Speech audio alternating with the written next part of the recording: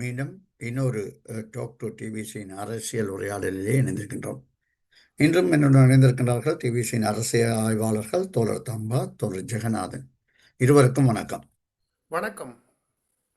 உண்மையிலே இந்த வார அரசியல் நிகழ்வுகளை இலங்கையிலே சமகால அரசியல் எடுத்துக்கொண்டால் ஜனாதிபதியின் அமெரிக்கா விஜயம் நடந்திருக்கிறது. அமெரிக்காவில் பல்வேறு தலைவர்களை சந்தித்து பேசியிருக்கின்றார். குறிப்பாக அமெரிக்க ஜனாதிபதியுடன் இணைந்து பேசி இரவு நேர உணவுக்கு பின் ஒரு படத்தையும் எடுத்திருக்கின்றார். உண்மையிலே இலங்கையை பொறுத்த மட்டில் அது ஒரு பெருமைக்குரிய விடயம்தான். ஒரு இடதுசாரி தலைவர் என்கின்ற ரீதியில் அவர் அங்கே கலந்து கொண்டு உரையாற்றியதும் பல்வேறு தலைவர்களையும் சந்தித்தது இலங்கைக்கு பெருமைப்படுவதாக இருந்தாலும் கூட இலங்கையிலே முக்கியமான பிரச்சனையை தொட்டு சென்றாரா என்ற கேள்விக்கு பதில் காண வேண்டிய ஒரு தேவை இருக்கின்றது.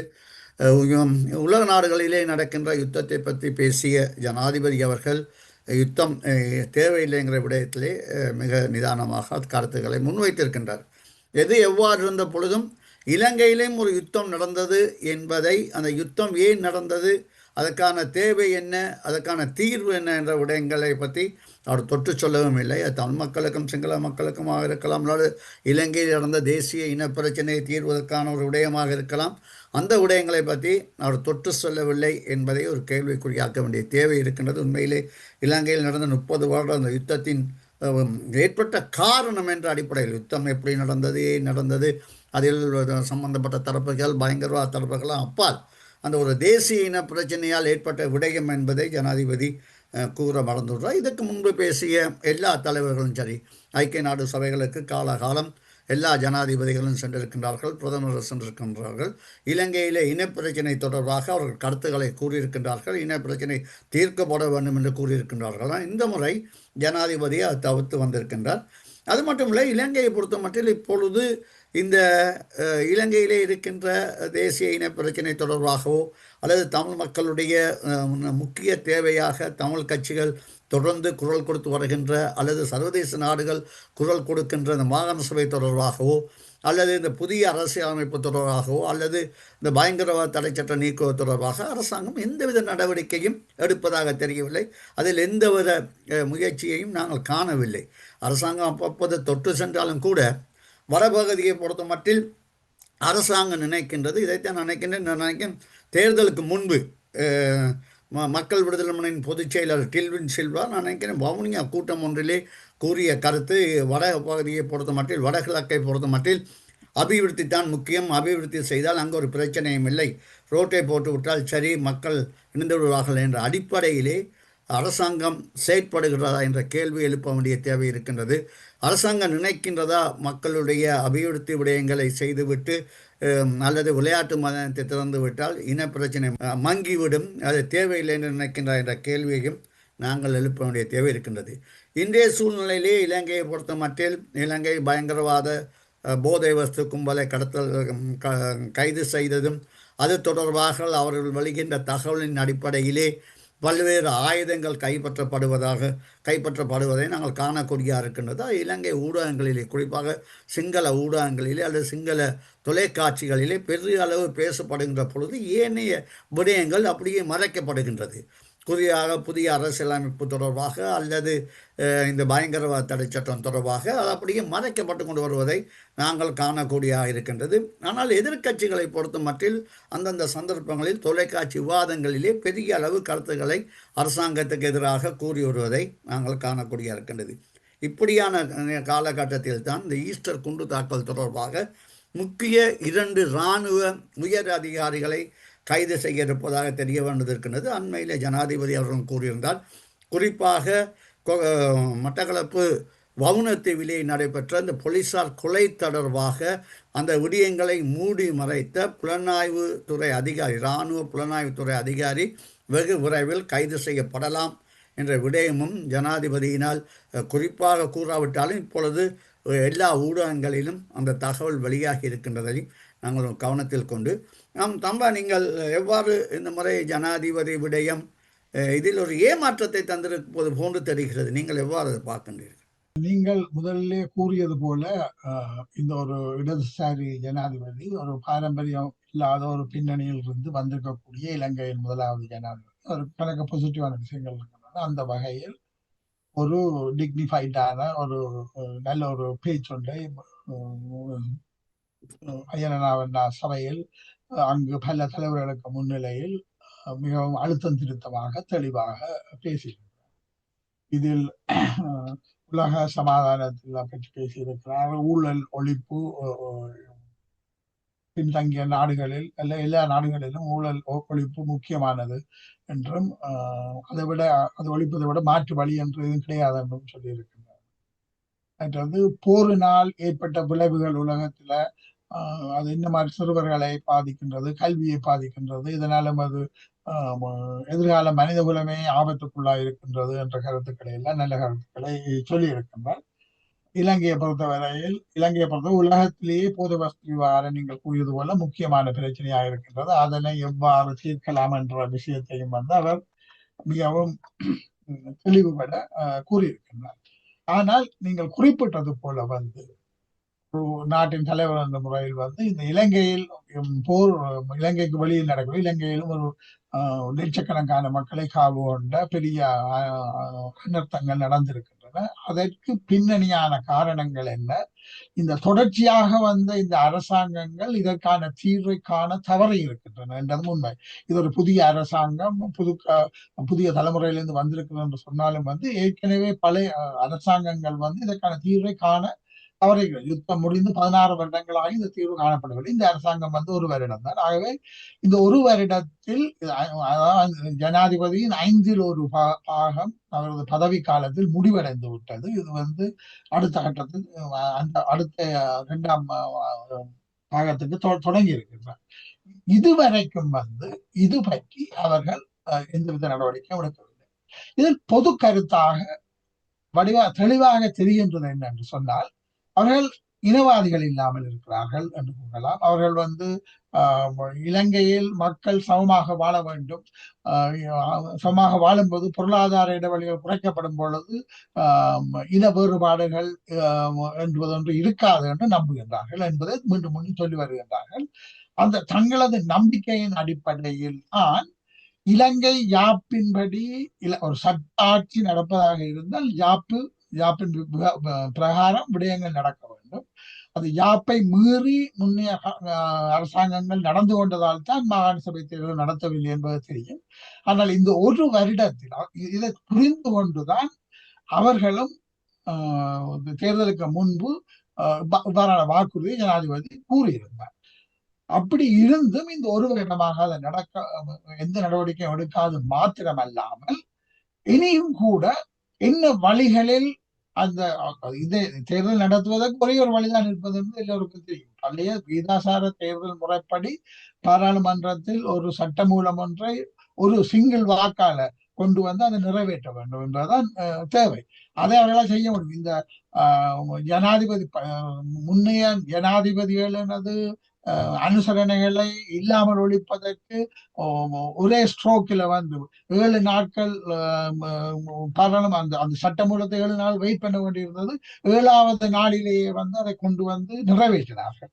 ஏன்னா இந்த அரசாங்கத்தால் முடியும். இந்த அரசாங்கம் ஒரு பலமான அரசாங்கம். இந்த அரசாங்கத்துக்கு 3/2 பெரும்பான்மை பாராளுமன்றத்தில் இருக்கின்றது. பலமான பப்ளிக் சப்போர்ட்டோட ஒரு நிறைவேற்று அதிகாரம் கொண்டு ஜனாதிபதி இருக்கிறார்.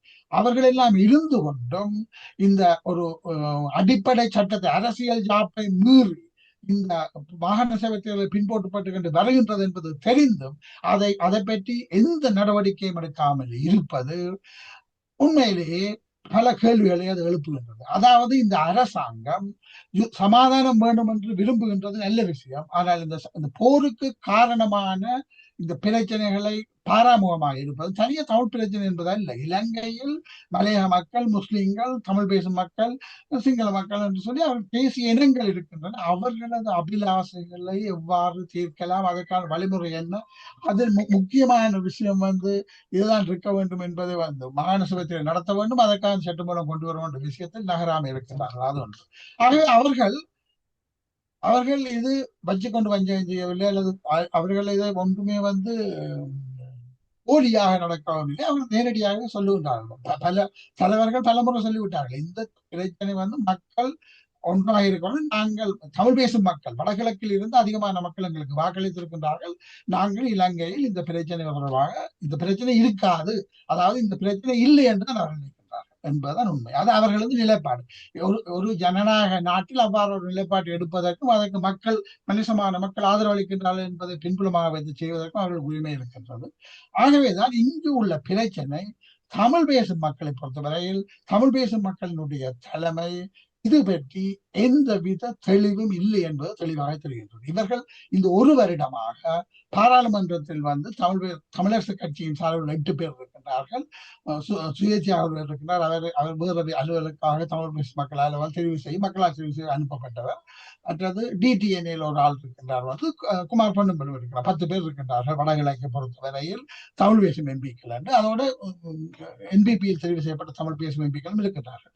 ஆக இவர்கள் இந்த விடயம் பற்றி இவர்கள் என்ன நினைக்கின்றார்கள் என்று இவர்களுக்கும் மாகாண சபை பற்றிய உண்மையான புரிதல், அந்த கிரகித்தல் இருக்கின்றதா என்ற கேள்வி இருக்கின்றது.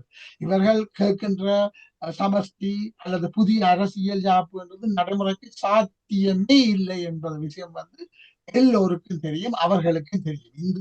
இந்த சூழலில் இந்த அரசாங்கம் இருக்கிற நிலையில் ஒரு புதிய அரசியல் யாப்பு, அந்த புதிய அரசியல் யாப்பில் இனங்களுக்கான சமத்துவம் உள்ளதுக்கான சோல்வெரி கமிஷனில் இருந்து நீக்கப்பட்ட அந்த விடயங்களோ அல்லது அதுக்கு பின்னர் தொடர்ந்த விடயங்கள், தொடர்ச்சியாக நடந்த விடயங்களினால் அரசியல் யாப்பில் ஏற்பட்ட ஒரே ஒரு மாற்றமாக இருக்கக்கூடிய அந்த 13வது திருத்தமும் அதன் விளைவாக ஏற்பட்ட மாகாண சபையையும் வந்து அதை ஒரு விடயமாக பாதுகாக்க வேண்டும் என்ற விடயம் தமிழ் தரப்பினர் தெளிவாக அதை எவருமே சொல்லவும் இல்லை, அது நடக்கவும் இல்லை என்பதுதான் உண்மை. ஆகவே இந்த விடயம் இன்று இந்த அரசுக்கு எதிரான விடயம் அல்ல, அரசை நோக்கி கேள்வி கேட்க வேண்டிய விடயம் அல்ல. இதை இந்தியாவோ சர்வதேசமோ இலங்கையில் பாராளுமன்றத்தில் இந்த சட்ட மூலத்தை கொண்டு வர முடியாது. இந்த சட்ட மூலத்தை கொண்டு வருவதானால் இந்த அரசு தான் செய்ய வேண்டும். இந்த அரசுக்கு அது விருப்பம் இல்லை என்பதை தெளிவாக சொல்லுகின்றது. ஆகவே இந்த அரசிடம் ஒரு ஒத்திசைவான ஒரு நிலைப்பாட்டை எடுத்து தமிழ் இந்த மாகாண சபையில் நம்பிக்கை உள்ளவர்கள், இலங்கையில் 4 தேசியங்கள் இருக்கின்றன என்பதை நம்புபவர்கள், இந்த தேசிய இனங்களின் முரண்பாடுகளினால் தான் இந்த யுத்தம் நடந்தது, இந்த யுத்தத்தினால் தான் இவ்வளவு அழிவுகள் நடந்தன என்பதை நம்புகின்றவர்கள், அந்த உண்மையை புரிந்தவர்கள் குறைந்தபட்சம் ஒன்று சேர்ந்து நடைமுறைக்கு சாத்தியமான இந்த விஷயத்தை நகர்த்துவதற்கான வழிமுறைகளை பற்றி ஆராய வேண்டும். சுமந்திரன் அவர்கள் ஒரு கடிதம், சுமந்திரன் அவர்களும் சிவி.கே. சிவஞானம் அவர்களும் தமிழரசு கட்சி சார்பில் ஜனாதிபதியை சந்திப்பதற்கு ஒரு கடிதம் எழுதியிருக்கின்றார். அது சொல்வார்கள் வந்து பெட்டர் லேட் தேன் நெவர் என்று சொல்லி. அவர்கள் இப்போ இந்த எம்பியா வந்து விட்டார்கள், ஒரு தனி கட்சியாக அவர்கள் தமிழ் பேசும் மக்களின் பிரதிநிதிகளாக இருக்கின்றார்கள். அவர்கள் அந்த எழுதினது போல எழுதினது நல்லபடியும், ஆனால் அதை கூட ஒரு சாட்டு போக்குக்கு எழுதிட்டு அப்படி இருப்பதாகத்தான் இருக்கின்றது. அதை எப்படி ஃபாலோ பண்ண போகின்றார்கள்? அவர்கள் செய்வதாக இருந்தால் முதலில் பாராளுமன்றத்தில் இருக்கக்கூடிய ஏனைய எம்பிக்களுக்கும் ஏனைய கட்சிகளின் தலைவர்களுக்குமாவது அது எழுதி அதற்குள்ள ஒரு கலந்துரையாடல் ஒன்றையாவது கொண்டு வருவதற்கான ஒரு நோக்கம் கூட அங்க இருப்பதாக தெரிகிறது. இது வந்து இந்த ஒரு தேர்தல் ஒன்று வந்தால், அதாவது ஒரு ஏதோ ஒரு வெவ்வேறு காரணங்களுக்காக ஒரு தேர்தல் ஒன்று இந்த அரசாங்கம் கொண்டு வந்தால் அதை பாவித்து இதில் எங்காவது பதவிகள் எடுக்கலாமோ அதற்கேற்ற மாதிரியான காற்றாலையை எதிர்ப்பதென்றாலும் சரி அல்லது திலீவன் நினைவு இருப்பதென்றாலும் சரி, தண்ணீர் கிளிநொச்சியிலும் தண்ணீர் கொடுக்கக்கூடாது என்று சொல்லி ஆர்ப்பாட்டம் செய்வதாக இருந்தாலும் சரி, இவ்வாறான விடயங்களை அட்ஹோக்கா செய்து கொண்டிருக்கிறார்கள். அது செய்ய வேணாம் என்று சொல்லவில்லை. ஒவ்வொருவருக்கும் ஒவ்வொரு இஷ்யூக்களும் முக்கியத்துவம் இருக்கின்றது, சரிவிலைகள் இருக்கின்றன, அது வேற விடயம். ஆனால் ஒட்டு மொத்தமாக இந்த யுத்தத்துக்கு காரணமாக இருந்த இன பிரச்சனைக்கு தீர்வாக வேறு எதுவும் செய்ய முடியாவிட்டாலும் முதல் கட்டமாக அபிவிருத்தியை தீவிரமாக்குவதற்கு இது இலங்கையில் உள்ள 9 மாகாணங்களிலும் அபிவிருத்தி பரவலாக நடப்பதற்கும் அத்தியாவசியமான மாகாண விடயம் தொடர்பாக அவர்கள் வெளிப்படையாக கூற வேண்டிய அவசியம் இருக்கின்றது. ஒன்று. இரண்டாவது வந்து பெரிய கட்சியாக இருக்கக்கூடிய தமிழரசு கட்சி ஒரு முன்கை எடுத்து மற்றவர்களை கோர வேண்டும், அனைவரையும் ஒருங்கிணைத்து இதை கொண்டு போகக்கூடிய நிலைமை கொண்டு வர வேண்டும். அதுதான் ஏதாவது மாற்றத்தை ஏற்படுத்தும். இதை விட வேறு வழிகள் இல்லை என்றுதான் நான் நினைக்கின்றேன். நீங்கள் தொடர்ந்து பேசுங்கள். உறவுகள் கேட்டுக்கொண்டிருப்பது டாக்டர் டிபிசியின் அரசியல் உரையாடல். ஆம், ஜெகநாதன், ஒரு வருடம் ஆகின்றது இந்த அரசு ஆட்சிக்கு வந்து. அரசு ஆட்சிக்கு வரும் பொழுது பல்வேறு விடயங்களை தமிழ் மக்களுக்கும் கூறியது. மக்களும் ஒரு எதிர்பார்ப்புடன் வடகிழக்கிலே கூடுதலான வாக்குகளை அறிவித்தார்கள். இப்பொழுது பார்த்தால் எல்லாம் தலைகீழாக நடக்கிற போல் தெரிகிறது. அபிவிருத்தியை பற்றி பேசியது அபிவிருத்தி செய்வதாக கூறியது. ஆனால் இப்பொழுது காங்கேசத்துறை துறைமுகம் அபிவிருத்தி அது எந்தவித பிரயோசனம் இல்லைன்னு கூறுகிறது. இவற்றை பற்றியெல்லாம் நீங்கள் எவ்வாறு பார்க்கின்றீர்கள்? இந்த ரெண்டு விடயங்களை நான் இதில் குறிப்பிடலாம் என்று நினைக்கின்றேன். முதலாவது, ஜனாதிபதி அவர்களுடைய நீங்கள் குறிப்பிட்டது போல ஒரு இடதுசாரி பாரம்பரியம், கடந்த கால அரசியல், என்ன வாரிசு அரசியல், அதுகளுக்கு அப்பாற்பட்ட ரீதியில் ஒரு புதிய ஜனாதிபதியாக, புதிய ஒரு தலைவராக ஐக்கிய நாடுகள் சபையிலே பேசியது இது வந்து அது இலங்கைக்கு ஒரு இலங்கை மக்களுக்கு ஒரு மகிழ்ச்சி தருகிற விடயம் அல்லது பாராட்ட வேண்டிய விடயம். ஆனால் இவர் அங்கே போய் பேசின விடயங்களிலே முக்கியமாக அவர் அந்த யுத்தம் என்பது எந்த பாதிப்புகளை ஏற்படுத்துகிறது என்றதையும், அதால் சிறு பிள்ளைகள் மற்றது பெருமளவுக்கு உயிர் பலி இவைகள் என்றதுகள் வந்து நிறுத்தப்பட வேண்டும் என்ற ரீதியில், குறிப்பாக இந்த காசா பிரச்சனையை பற்றி அவர் குறிப்பிட்டு பேசியிருந்தார். இந்த யுத்தம் என்பது தவிர்க்கப்பட வேண்டும், அதுக்கு பதிலாக மக்கள் வந்து ஒரு நல்லெண்ணத்தை உருவாக்கி பிரச்சனைகளை பேசி தீர்க்க வேண்டும் என்ற ரீதியில் வந்து பேசியிருந்தார். நல்ல விடயம். ஆனால் இங்கே ஒரு கேள்வி எனக்குள்ளே எழுகிறது என்னன்னு சொன்னால், இதே பிரச்சனை, அதாவது இந்த யுத்தங்கள் என்றதுகள் வந்து வெவ்வேறு காரணங்களாக இருக்கலாம். ஆனால் பெரும்பான்மையான ஒரு உள்நாட்டு போர்கள் அல்லது அயல் நாடுகளில் இருக்கிற பிரச்சனைகள் என்றதுகள் வந்து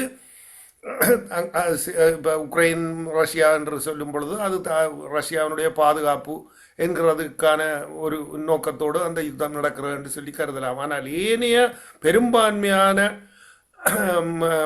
முரண்பாடுகளின் காரணமாக ஏற்படுகிற உள்நாட்டு போர்கள் வந்து அல்லது அயல் நாடுகளோட போர்கள் வந்து கூடுதலாக இந்த சமூக ரீதியான முரண்பாடுகள், இன ரீதியான முரண்பாடுகளை வைத்துத்தான் பெருமளவுக்கு நடந்திருக்கின்றன. அந்த ரீதியில் காசாவில் உள்ள நடக்கிறது வந்து அவர்களுடைய ஹமாஸ் செய்தது நடவடிக்கைகள்ன்றதை நான் ஏற்றுக்கொண்டவன் என்றது அல்ல. ஆனால் அந்த மக்கள் ஒடுக்குமுறைக்குள்ளாகிற, நாங்கள் கடந்த காலத்திலும் சொல்லியிருக்கிறோம், 20 லட்சம் மக்கள் வந்து ஒரு குறிப்பிட்ட பிரதேசத்துக்குள்ள அடக்குமுறைக்கு ஆளாகினால் அவர்களுக்குள்ளே என்ன மாதிரியான சிந்தனை போக்கு உருவாகும். தாங்கள் இறந்தாலும் இதற்கு எதிராக வந்து தாங்கள் ஏதாவது ஒரு வழியை காண வேண்டும் என்ற ரீதியில் வந்து ஏற்பட்ட வெறிதான் இன்றைக்கு அந்த அப்படியான பயங்கரவாத ரீதியான நடவடிக்கைகளை தோற்றுவிக்கிறதுக்கான தோற்றுவாயாக இருந்திருக்கிறது. ஆகவே அங்கே ஒரு சமூகம் ஒடுக்குமுறைக்குள்ளாகிறது. இதே நிலைமைதான் இலங்கையிலும் வந்து உரிமைகள் மறுக்கப்பட்ட காரணத்தினால்தான் தமிழ் மக்களுடைய போராட்டம் என்றதும் வந்து முன்னெடுக்கப்பட்டதும், அதன் மூலம் இவ்வளவு உயிர் பலிகள், இதால் இவ்வளவு என்ன தந்தையர்கள் இழந்த குழந்தைகள் இதுவைகள்ன்றதுகளை இவர் சுட்டி காட்டி இருக்க வேணும். அதாவது நாங்களும் 30 வருடம் அல்லது அதுக்கு மேலான காலத்துக்கு வந்து யுத்தத்தை சந்தித்த நாங்கள், ஆனால் இன்றைக்கு அந்த யுத்தத்தை வந்து நாங்கள் இனி தொடர்ந்து அப்படியான முரண்பாடுகள் இருக்கக்கூடாதுன்ற இதில் இந்த பிரச்சனைகளுக்கு தீர்வான்றதுக்கான முயற்சியை மேற்கொள்கிறோம் என்றதையாவது குறைந்தபட்சம் கூறியிருந்தால் அவர் வந்து ஒரு நேர்மையான ஒரு கருத்தை கூறினவராக, அல்லது எல்லா சமூகத்தாலும், இதைத்தான் கடந்த காலத்தில் நாங்கள் மஹிந்த ராஜபக்சவுக்கு பல முறை இருந்த கருத்துக்கள் கூறியிருந்தது. அதிலும் குறிப்பாக ஆனந்த் சங்கரி போன்றவர்கள் கூட கூறியிருந்தார்கள் வந்து, நீங்கள் யுத்தத்தால் வெற்றி கண்டவுடன் இந்த யுத்தத்தால் நாங்கள் அனைத்து மக்களுமே பாதிப்பை இழப்புகளை சந்தித்தோம். ஆகவே இந்த பிரச்சனையை அனைவரும் இணைந்து தீர்த்து கொள்வதற்கான முயற்சிகளை நாங்கள் மேற்கொள்வோம். ஆகவே அவர்களுடைய உரிமைகளை பாதுகாக்கிறதுக்காக அல்லது என்ன காரணத்தால் இந்த யுத்தம் ஏற்பட்டதுன்றதுக்கான தீர்வுகளை காண முன்வருகிந்து அதை சரியான முறையிலே நாங்கள் தீர்க்கிறதுக்கு முயற்சிப்போம் என்ற ரீதியிலே அவர் கருத்தை கூறியிருந்தால் தமிழ் மக்களும் ஆதரித்துப்பார்கள். இந்த யுத்தத்தாலே இந்த வெற்றியோ அல்லது அதால் தாங்க பழிவாங்கப்பட்டதுன்றதுகளை கூட அவர்கள் மறந்து அப்படி ஒரு முயற்சியை எடுத்திருந்தால் மஹிந்தாவை கூட ஆதரிக்கக்கூடிய சூழ்நிலை ஒன்று ஏற்பட்டிருக்கும். ஆனால் மஹிந்தா என்ன செய்தார்? நான் வெற்றி மமதையிலே நான் யுத்தத்தை வெற்றி கொண்டேன் என்று தன்னை கதாநாயகனாக பிரகடனப்படுத்தி சிங்கள மக்களுக்குள்ள ஒரு வெற்றி வீரனாக தன்னை காட்டி அதன் மூலம் அரசியல் லாபம் சம்பாதிக்கிறதுக்கு, அரசியல் லாபம் மட்டுமில்லை, தன்னுடைய பொருளாதார ரீதியாகவும் அதுக்கான குடும்ப ரீதியாக எல்லாத்தையும் பெற்றுக்கொள்ளுகிறதுக்கான வழிகளை தேடுகிற ஒரு அரசியலை செய்துதான் இன்றைக்கு மக்களால் புறக்கணிக்கப்படுகிற நிலைமை ஒன்று வெகு விரைவிலேயே ஏற்பட்டது. ஆகவே இவரை பொறுத்தவரையிலும் ஒரு நேர்மையான அரசியல் ரீதியாக பேசுகிறதா இருந்தால் செய்யறதாக இருந்தால் நேர்மையாக உண்மைகளை ஒத்துக்கொள்ள வேணும். இந்த யுத்தம் ஏன் இந்த 30 வருடத்துக்கு மேலாக நடைபெற்றது, இதால் ஏற்பட்ட இழப்புகள், ஆகவே இதுக்கான தீர்வு காண வேணும் என்ற ரீதிக்கு அப்பால் மற்றும் மேலோட்டமாக உலக ரீதியாக யுத்தத்தை நிறுத்தப்பட வேண்டும், யுத்தத்தால் அழிவுகள் தான் மிச்சம் என்று சொல்லிக் கொள்றதுன்றதுகள் மேடை பேச்சுக்கு அலங்காரமாக இருக்குமே தவிர உண்மையாக தமிழ் மக்களுக்கு மத்தியிலே அது ஒரு ஒரு ஒரு ஏமாற்றத்தை அளித்திருக்கிறதுன்றதும் அதை எந்த அளவுக்கு நீ எதிர்காலத்தில் இவர் சரியான முறையில் முன்னெடுத்து செல்ல போகிறார்ன்றதும் நாங்கள் பொறுத்திருந்தான் பார்க்க வேண்டும். ஆனால் அத்தகைய ஒரு சமீட்சைகள் வர்றதாக இவருடைய கட்சியை சார்ந்தவர்களுக்கு மத்தியில் இருக்கிறதாக எனக்கு தெரியவில்லை. அவர்களது ஒரு பொருளாதார பிரச்சனை அது தீர்க்கப்பட்டு விட்டால் இந்த பிரச்சனை தீர்ந்துவிடும் என்ற ரீதியில் தான் ரெஸ்வின் சில்வா தொடக்கம், பிமல் ரட்நாயக்கா தொடக்கம் இந்த கடந்த கால ஜேவிபியினர் அதை பற்றி பேசிக்கொண்டிருக்கிறார்கள். மற்ற என்பிபியை சார்ந்த ரீதியில் ஹரணி போன்றவர்கள் இடைக்கிடை கடந்த காலங்களில் பேசியிருந்தாலும் இப்பொழுது அவர்களும் அமைதியாக இருக்கிற தன்மையை காணக்கூடியதாக இருக்கிறது.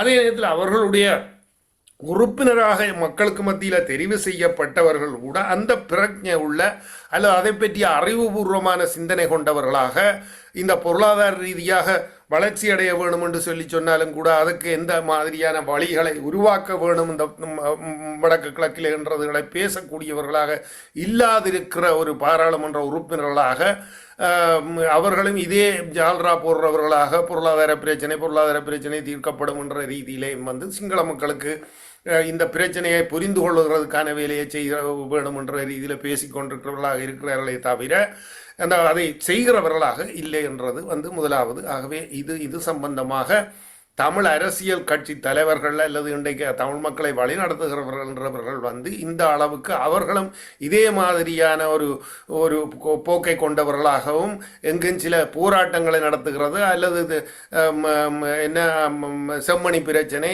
அல்லது திலீபனுடைய பிரச்சனை இவைகளை வைத்துக்கொண்டு அரசியல் செய்கிறவர்களாக இருக்கிறார்களே தவிர இதற்கான ஒரு தூர நோக்கோடு அனைவரும் இணைந்து ஒரு செயல்பாட்டை செய்கிறவர்களாக, அதாவது குறைந்தபட்சம் அரசியலமைப்பில்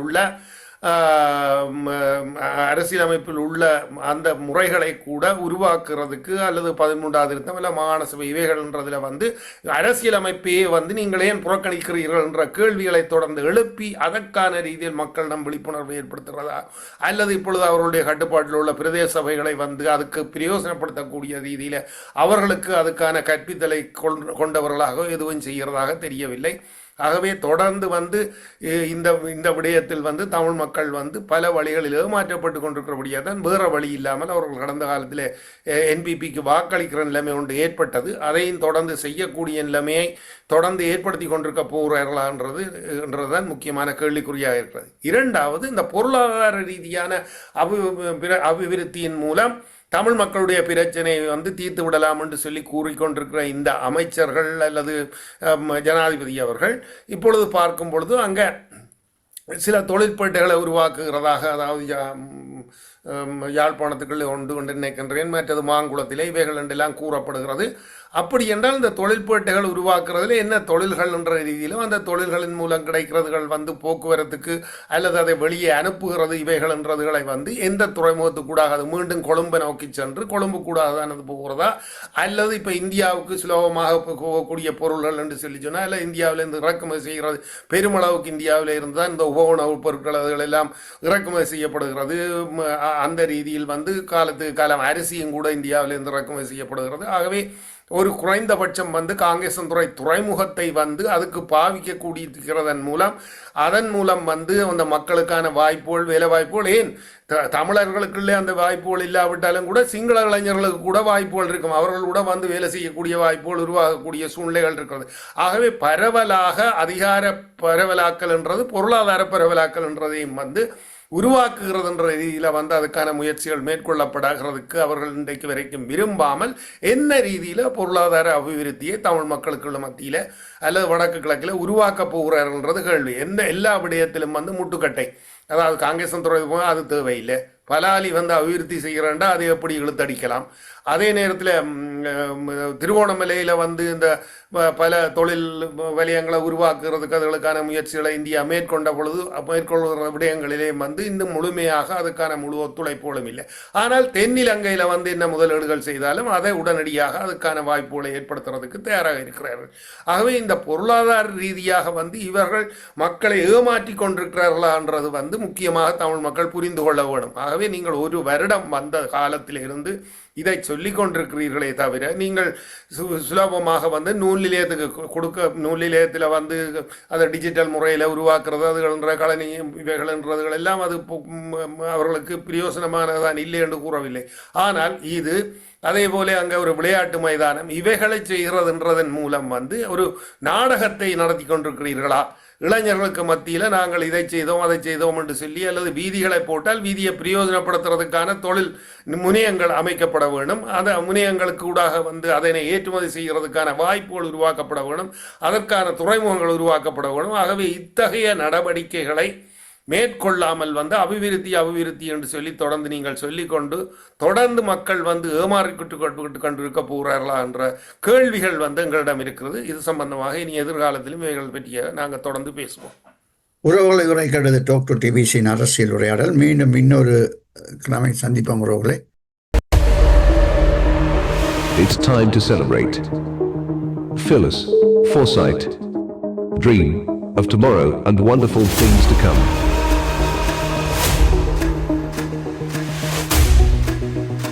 Talk to TBC.